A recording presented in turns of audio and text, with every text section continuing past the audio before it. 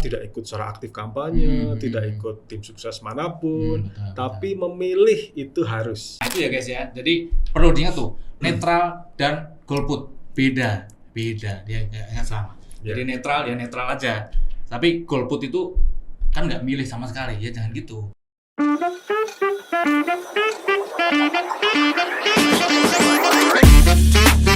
Halo kawan pajak semua, senang jumpa lagi dengan kami di podcast KPP Madya Pekanbaru, Rujak KPP Madya Pekanbaru, Rumpi Pajak KPP Madya Pekanbaru. Di episode kali ini kita mau bahas yang spesial ya kayaknya. Yang spesial itu kita ada bintang tamu wajah-wajah baru nih kayaknya. Ada saya Rio, saya kebetulan AR KPP Madya Pekanbaru, dan di depan saya ada yang ganteng nih. Hadir bersama kita Pak Dandi Marmunanto. Selamat datang Pak Dandi. Selamat datang Mas Rio. Pak Dandi, beliau ini kasih pengawasan 6 KPP Madya Pekanbaru. Gimana Pak? Sehat Pak? Sehat. Gimana kabarnya Mas Rio? Oh terbaik. Kita masih sehat. Target tahun ini sudah tercapai? Target belum tercapai, tapi mudah-mudahan. Semangat ya Mas. Mudah-mudahan digas Pak. Kan menjelang akhir ini biasanya langsung dapat. Mudah-mudahan. Semangat ya Mas. Biar turun yang itu. Guys, kita hari ini Pak, kita mau bahas tentang kode etik dan nilai-nilai pegawai di Direktorat Jenderal Pajak. Ini kayaknya topik yang sangat menarik ya. Ini kode etik ini kan semua orang pasti bertanya-tanya nih di masyarakat sana, pasti terkait gimana sih kode etik orang-orang pajak ini seperti apa. Nanti kita akan bahas ya guys. Mudah-mudahan kita lancar sampai akhir. Yang penting biar obrolan kita menarik, di depan kami tersedia kopi dan nanti bisa Pak diminum dulu. Soalnya ini bukan pajangan aja. Bisa tapi nanti minumnya nanti, orang baru mulai masa langsung minum ini. Oke, kita langsung mulai ya tentang kode etik pegawai Direktorat Jenderal Pajak. Kalau kita ngomong-ngomong kode etik nih Pak, kalau menurut Bapak nih itu latar belakang apa sih yang latar belakangi dibuatnya kode-kode etik untuk pegawai ini? Kok sepertinya penting banget gitu ya, buat DJP ini. Ya, terima kasih Mas Rio. Jadi latar belakang adanya kode etik ini karena melihat dinamika di masyarakat. Masyarakat kita sekarang ini sangat dinamis, sangat terbuka, sangat demokratis. Oh, demokratis Pak. Sehingga kadang-kadang lupa nih, apa yang misalnya dulu dianggap tabu sekarang menjadi sangat biasa. Jadi kebiasaannya sudah berubah, perilakunya sudah berubah, bahkan kadang-kadang nilai normalnya sudah berubah. Sudah berubah normanya. Contohnya yang dulu dianggap tabu sekarang dianggap biasa. Flexing, pamer kemewahan. Itu saya itu punya ini, saya itu bisa ini dan sebagainya. Bahkan yang kadang-kadang masalah pribadinya diumbar. Nah, yang model-model begitu dulu dianggap tabu. Nah, walaupun kemudian sekarang sudah banyak peraturan ya Mas, bahkan undang-undang yang mengatur terkait itu, ITE contohnya ya. Undang-undang ITE ya. Itu ya, jadi setiap pelanggaran terhadap pasal-pasal tertentu itu ada hukumannya. Tapi yang namanya orang ya Mas, kadang-kadang lupa.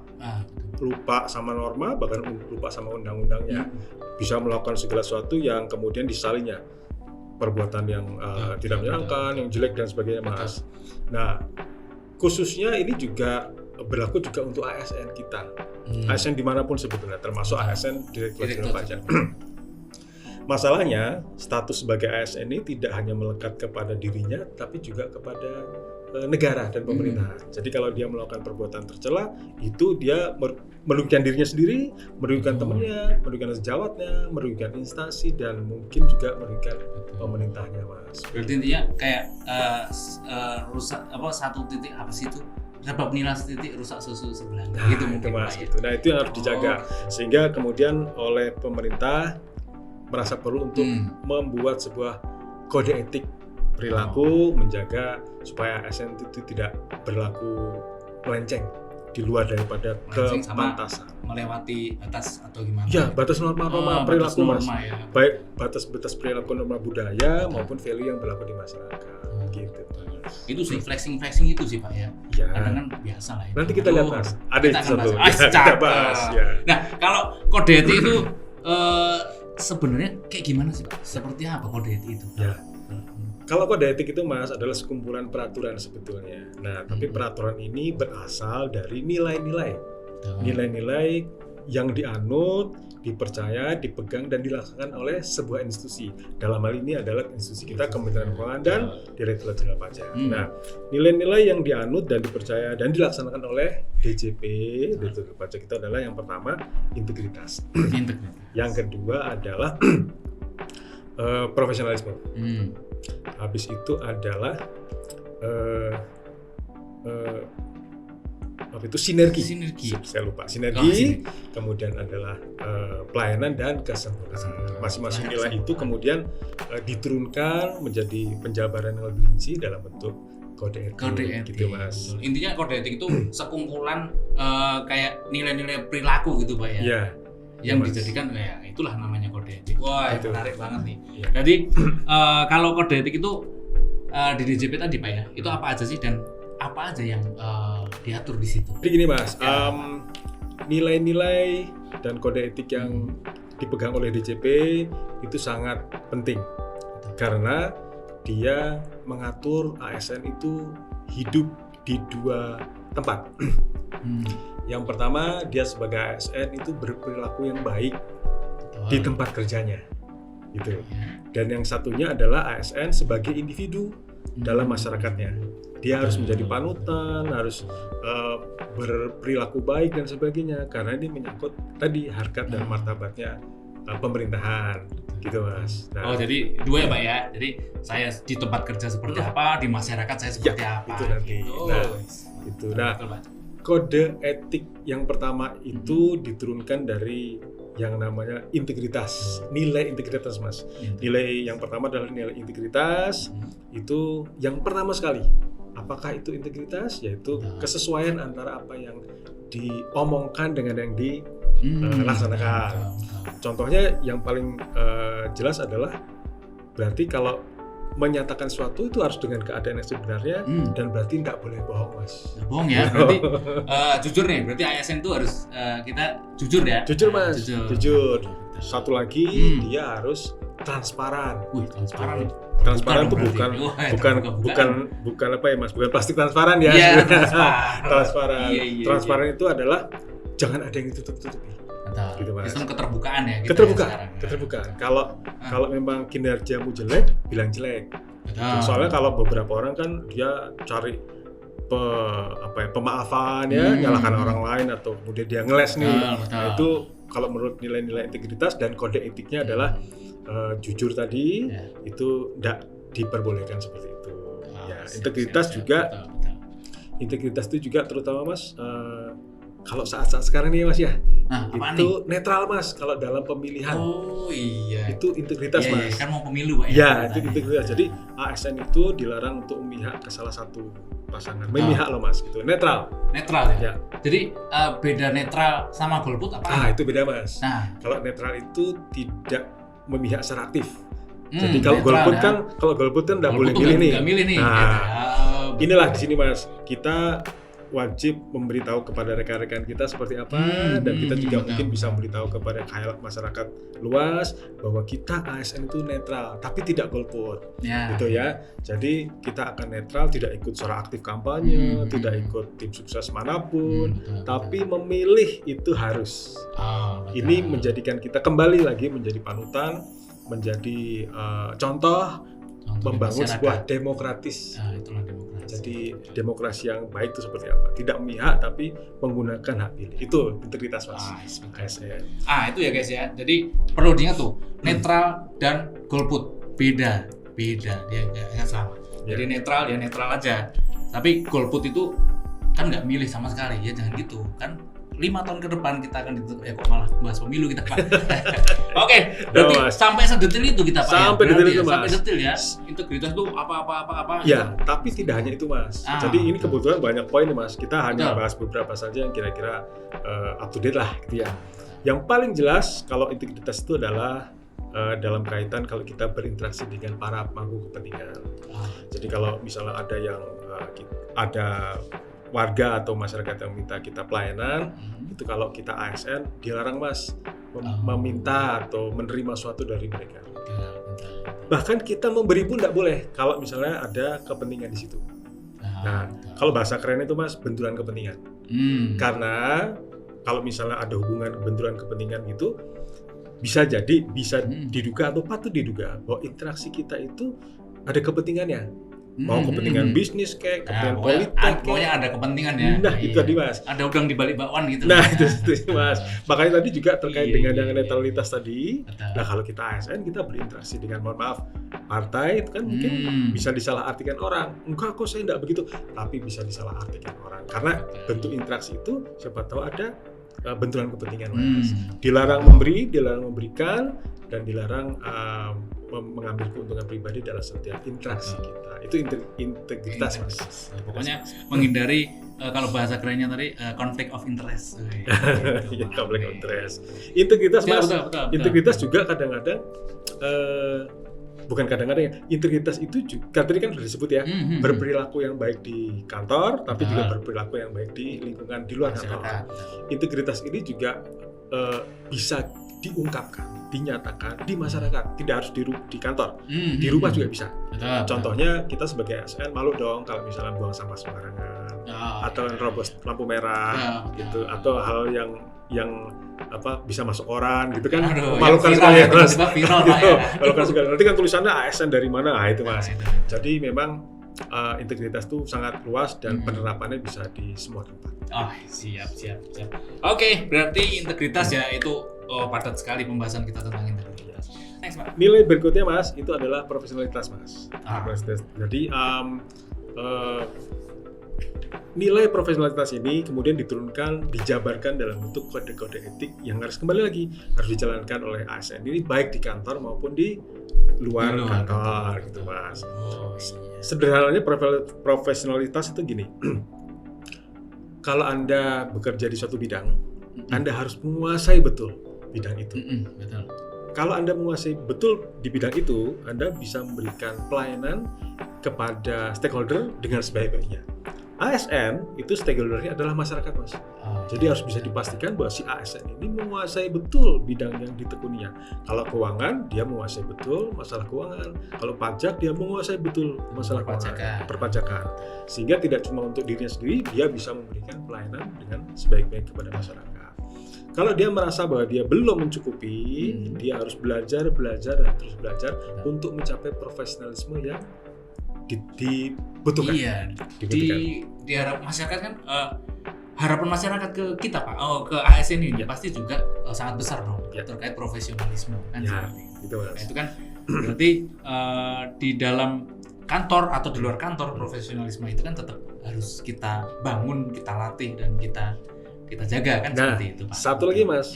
Kita bangun, kita latih, kita jaga, dan kita tampakkan. Gitu, Mas. Karena sekarang ini kan banyak pendapat dari masyarakat kalau ASN tuh males, nggak bisa kerja, nggak punya kompetensi dan nggak punya komitmen gitu ya, Mas. Betul. Sebetulnya profesionalisme ini banyak dibicarakan di dunia bisnis dan swasta ya, Mas ya. Mereka berpikir kita nggak punya itu. Ternyata sebetulnya kita punya ya, Mas ya.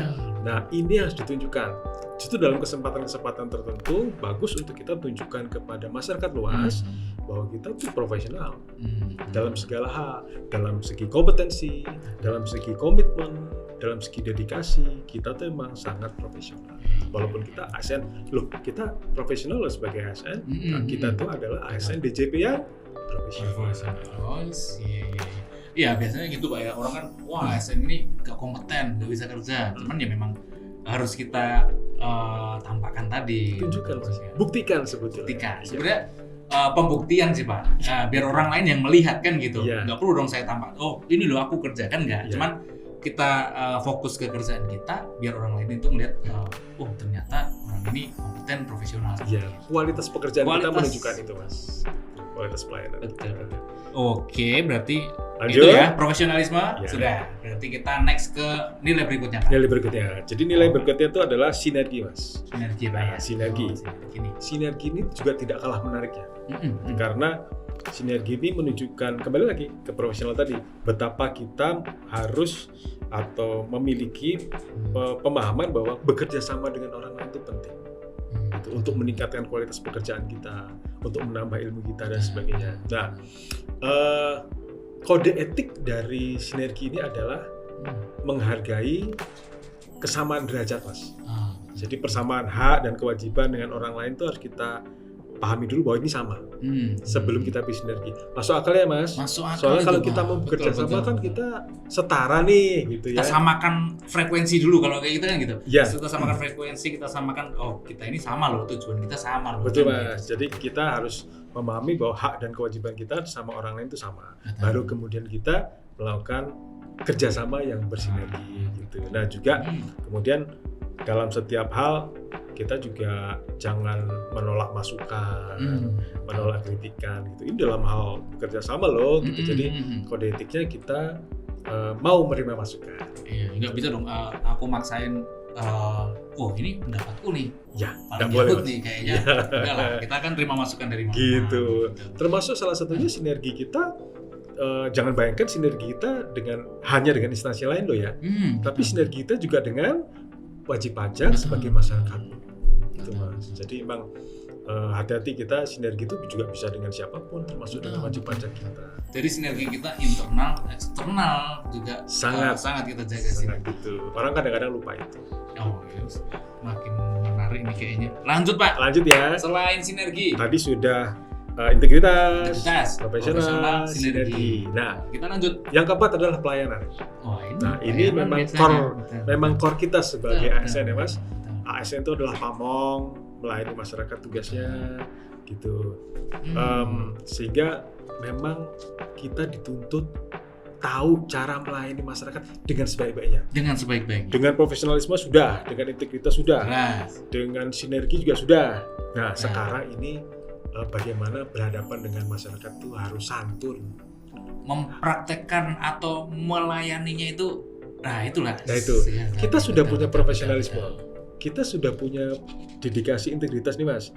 Kita sudah paham bahwa ini kita bersinergi. Begitu berhadapan langsung dengan stakeholder atau wajib pajak yang mana kita harus melayani, kita harus tahu bagaimana melayaninya. Satu hal yang paling penting utamanya, betul. Kita menghadapi wajib pajak itu dengan santun, dengan ramah, dengan sopan. Kadang-kadang kita lupa. Gitu. Bapak mau kemana? Gitu. Itu udah di awal aja. Dari begitu aja sudah takut. Ya. Gitu. Saya salah apa kok begitu kan? Gitu. Itu, Mas. Jadi kadang-kadang memang kita harus menempatkan diri dalam posisi mereka. Bagaimana kita melayani mereka itu harus kita posisikan, kadang-kadang kita dalam posisi mereka. Gitu. Nah, juga kemudian kita meningkatkan kompetensi kita. Maunya wajib pajak seperti apa, kurangnya seperti apa, kita harus memperbaiki. Tapi itu tadi Pak, sebenarnya menempatkan kita di posisi masyarakat itu. Ini kan kita kan pelayan masyarakat ya. Kalau kita mau dilayani dengan baik ya kita mau nggak mau melayani juga dengan apa sih yang kita harapkan gitu. Bahasanya gini, Mas. Kalau kita dalam posisi melayani, kadang-kadang kita harus menempatkan diri dalam posisi yang dilayani. Jadi kita tahu betul. Kita punya pengalaman melayani, tapi kita juga punya pengalaman dilayani. Kita akan bisa membedakan deh. Maksudnya kita melayani itu dengan ini Pak ya, dengan sepenuh hati seperti itu. Pasti sepenuh hati. Ya maksudnya nggak setengah-setengah gitu. Kan nanggung juga. Bapak mau kemana? Kan julid banget kan gitu.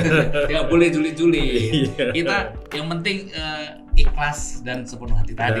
Sehingga kadang-kadang kita kan dapat IHT pelayan, IHT bagaimana kemudian komunikasikan kesalahan mereka, itu penting. Jadi nggak boleh dianggap remeh. Karena itu merupakan salah satu poin dari nilai Kementerian Keuangan, nilai-nilai yang dianut, dan itu sudah diturunkan dalam kode etik yang harus dilaksanakan. Ini mantep nih, betul banget. Terus berarti integritas, profesionalisme, sinergi, pelayanan. Ini sebenarnya core ASN ini di pelayanan. Cuman kan kita ada satu lagi nih Pak, kode etik di Kementerian Keuangan dan di DJP ini. Satu lagi nih kayaknya yang Bapak harus gongnya itu apa sih gitu sebenarnya? Ya.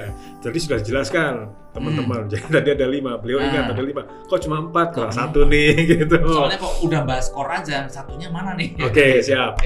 Jadi ini seperti 4 sehat, 5 apa nih? 4 sehat 5 sempurna kan? Kita sudah dapat 4-nya nih yang sehat nih.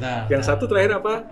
Sempurna. Kebetulan juga nilai yang terakhir ini adalah kesempurnaan gitu. Jadi mudah diingat. 4 sehat, 5 sempurna. 4 taat, 5 sempurna. Yang terakhir ini kesempurnaan. Sempurna apa ya? Saya juga tadinya awalnya bingung, kenapa kok kesempurnaan dijadikan yang terakhir dan yang sebagai pamungkas. Ingat bahwa kesempurnaan itu mutlak milik Tuhan Yang Maha Esa ya. Gitu. Kesempurnaan hanya milik Tuhan. Kesempurnaan gitu. milik Tuhan. Kan. Kode etiknya adalah bahwa kita tuh harus menjaga dan melakukan implementasi, Mas, terhadap keimanan dan ketakwaan kita terhadap Tuhan Yang Maha Esa. Ya, betul. Itu kode etiknya, Mas.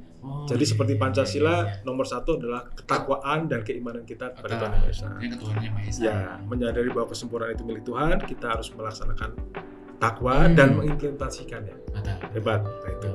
Nah, yang kemudian yang lainnya adalah menghormati agama-agama yang lain yang dianut oleh teman-teman kita. Gitu. Jadi sebagai bentuk pengakuan atas kesempurnaan itu, kita juga mengakui agama dan kepercayaan teman-teman kita. Intinya saling menghargai gitu ya, nggak sara kita Betul. agama ras gitu. Supaya sama, Mas. Betul. Kesepakatan bahwa kesempurnaan milik Tuhan. Nah, dengan bercermin pada itu, dalam setiap pekerjaan kita, itu kita usahakan sesempurna mungkin. Gitu. Kalau ada pekerjaan-pekerjaan kita yang belum sempurna, kita berusaha sempurnakan. Kita betulkan atau usul perbaikan dan sebagainya. Ini bakal pekerjaan di kantor ya, Mas. Betul, pekerjaan di kantor kita belum tentu sempurna sekali ya. Tapi keinginan, eager, passion untuk melakukan kesempurnaan pembetulan ini penting sekali, Mas. Sehingga harus ada dibuat kode etiknya. Intinya berusaha lebih baik lagi. Kalau ada yang salah diperbaiki, betul, salah Mas. diperbaiki. Gitu. Itulah menuju kesempurnaan, walaupun nggak sempurna sekali, cuman menuju ke arah yang lebih baik kan. Iya, gitu, Mas. Tujuannya kembali lagi pelayanan sebaik-baiknya. Nah, kode etik yang lain adalah yang dimaksud kesempurnaan ini adalah selalu melakukan perbaikan dan inovasi. Gitu, Mas. Jadi kalau ada kita berinovasi, dipersilahkan.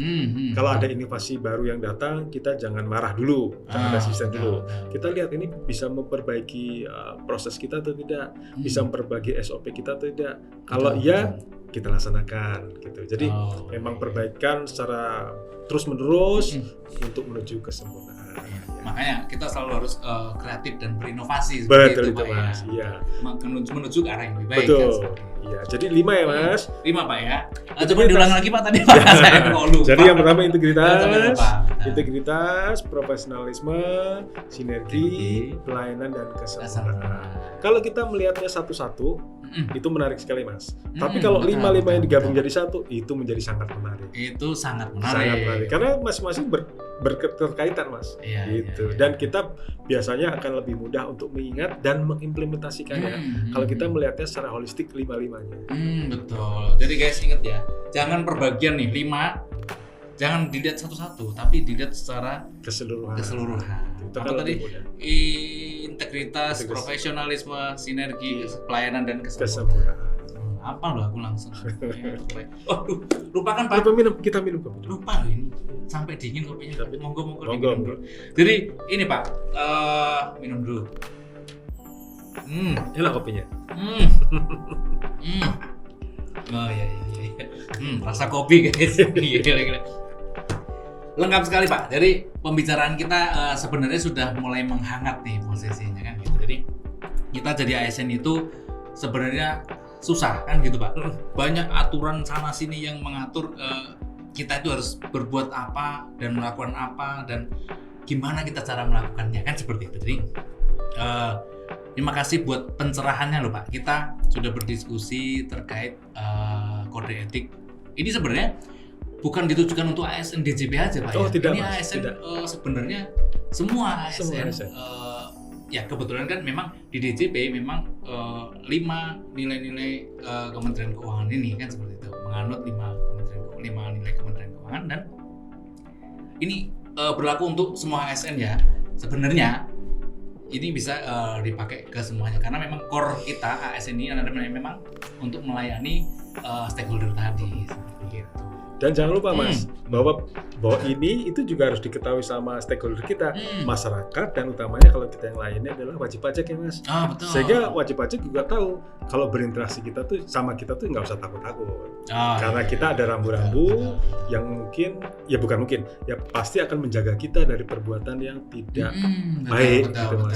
Wajib pajak nggak usah takut kalau berinteraksi dengan kita. Iya, karena kan memang kita stakeholder kita salah satunya adalah pasti wajib pajak kan gitu. Sering berhubungan, namanya kantor pajak Pak. Iya. Berarti kan kita tugasnya ya mungut pajak kan gitu seperti itu. Mas. Orang pasti berpikiran seperti itu. Cuman dengan adanya nilai-nilai ASN di Direktorat Jenderal Pajak ini Pak, berarti kan kita sudah bukan dibatasin ya, tapi sudah tahu harusnya memang ini yang boleh kita lakukan dan ini yang tidak boleh dilakukan. Iya. Sudah ada kode-kode etik yang sudah diatur di situ. Menjadi rambu-rambu. Rambu-rambu seperti itu. Terima kasih Pak, lengkap sekali kita. Pokoknya intinya jadi ASN itu memang sulit, susah karena memang intinya tidak mudah karena kita harus tahu nih apa yang harus dilakukan dan tidak boleh dilakukan seperti itu. Tapi dengan adanya kode etik ini paling nggak jadi panduan kita untuk melangkah ke depannya dan paling nggak ya itu tadi kita menuju ke arah yang lebih baik, kreatif dan inovatif menuju ke kesempurnaan tadi. Oke Pak, terima kasih Pak untuk diskusi dan pencerahannya. Bapak ada kata-kata penutup untuk kawan-kawan pajak kita yang di rumah pokoknya yang nonton YouTube kita.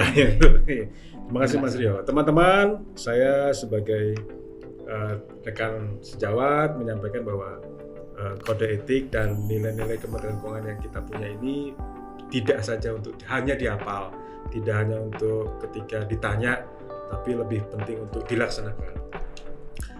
Lebih penting lagi kemudian teman-teman bisa memperluas, jadi tidak hanya untuk diri kita sendiri, cuman teman-teman bisa juga mengajak teman-teman yang lain untuk kembali mengingat dan mengimplementasikan nilai-nilai dan kode etik ini secara terus-menerus dan konsisten. Demikian, terima kasih. Terima kasih Pak.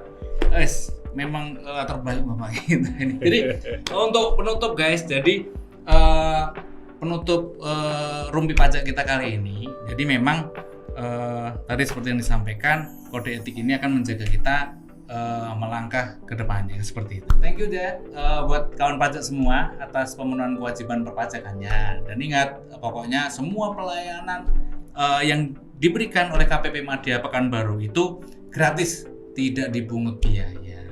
Oke Pak, di akhir episode ini kami mohon maaf kalau ada salah kata, salah ucapan yang sengaja atau tidak disengaja.